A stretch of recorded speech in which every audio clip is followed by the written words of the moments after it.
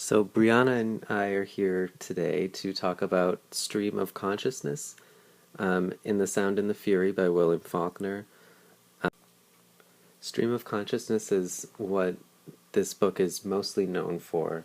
It's a very unique narrative mode that is a characteristic of the time period that this novel was written. So let's just jump right in. Stream of consciousness is defined as a literary style in which one's thoughts and feelings are depicted in a continuous and uninterrupted flow. It's a term coined by the psychologist William James in his book, The Principles of Psychology. It serves as an introspective look at a character's psyche. The term stream in Stream of Consciousness is actually what you would expect it to be. The whole mode was developed because it was realized that consciousness does not reveal itself in a series of chopped up bits, and these bits would be where chapters would be in a normal novel. Instead, Faulkner uses a stream in a single section of the book where you will not see where a narrative starts or where it ends. It will just be a continuous flow of narrative information. Faulkner first uses this style in Benji's narration, the first section of the story. We first see the use of stream of consciousness as a style in Benji's narrative, where on page 37, sensations bring back some kind of memory from his past. Here we see Benji receive a sensation, and in italicized instances, Benji recollects something of his past where he previously had experienced this sensation.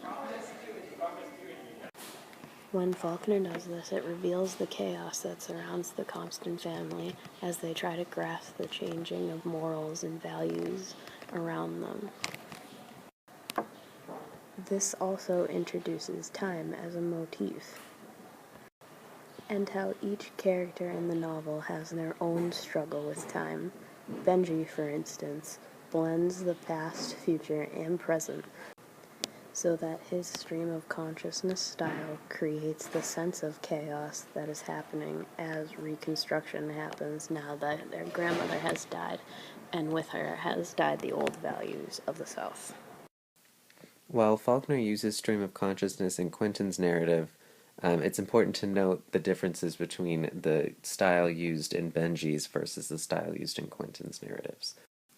What you'll first notice about Quentin's narrative, if you're reading it the whole way through, is that it changes very drastically from what we would normally call a normal narrative where there's paragraphs and the sentences are structured correctly, and then it kind of jumps to this sort of craziness that we have with no capitalization. There's no punctuation sometimes. Actually, most of the time there isn't any punctuation here. And then very varied line breaks. Sometimes it's in a big chunk like this. Other times, especially during dialogue, it will be just rapid fire, line by line, the narrative would change. The lack of proper conventions in this section of Quentin's narrative definitely plays on the irony of the fact that he is a Harvard student. This is a very uncharacteristic thing for someone that is attending a very prestigious institution to struggle forming even a cohesive paragraph or page in this novel. And if we are made to believe that this is Quentin himself writing his own narrative, it only verifies that this is the effect that Faulkner was trying to achieve. Similar to Benji's narrative, Quentin's is very abstract. It is obviously much less disjointed, but still exhibits much of the same qualities that are present in Benji's. For instance, there are no cues as to what a character might be doing that we can't see because we're caught up in the dialogue. For instance, on this particular page, Quentin begins to cry to Caddy when he brings up the muddy underwear, which he does multiple times in his narration. But instead of explicitly stating that he begins to cry, we actually just see Caddy's reaction. And Caddy's reaction is all that we get to let us know that Quentin is having this emotional reaction. And this is very characteristic of the stream of consciousness style because Quentin is not given the responsibility to explain his actions and his own reactions to what's going on because it doesn't pertain to his own stream of consciousness. Also playing into this sort of chaos that's going on with Quentin's narrative is that he loses his concept of time, which we have shown right here. Quentin is actually very time-centric. He's one of the only characters in the book that actually has a very standard concept of time.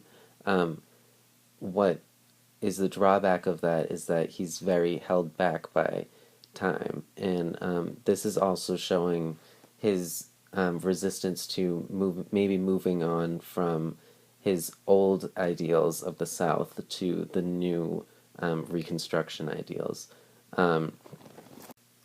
He's constantly checking the university clock. He's looking at the watches, making sure that they're all the right time. It's very limiting what he uses for his concept of time. And the absence of that only adds to the chaos that's happening within his own narrative and his own stream of consciousness. Jason is the last of the children's narrative in Faulkner's story and shows a very different style, contrary to the last two narratives. In Jason's narrative, we see no apparent use of stream of consciousness, as in no italicized paragraphs and phrases, but instead we do see some little issues with punctuation here that represent his thought process and how quickly and snappy he comes to decisions and his hastiness. Here we can see Jason's anger and animosity toward the changing morals around him in the hastiness of his speech and the anger within his words, such as him rejecting his family and the life that he has around him, and how in his sentence structure and his phrasing, the anger shows through.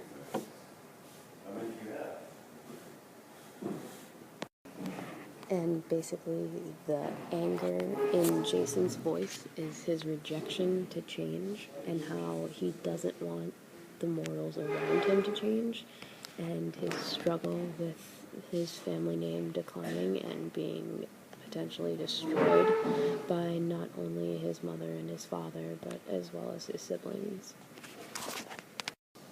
Another thing worth noting about Jason is how much he says "I says." Is a frequently used phrase.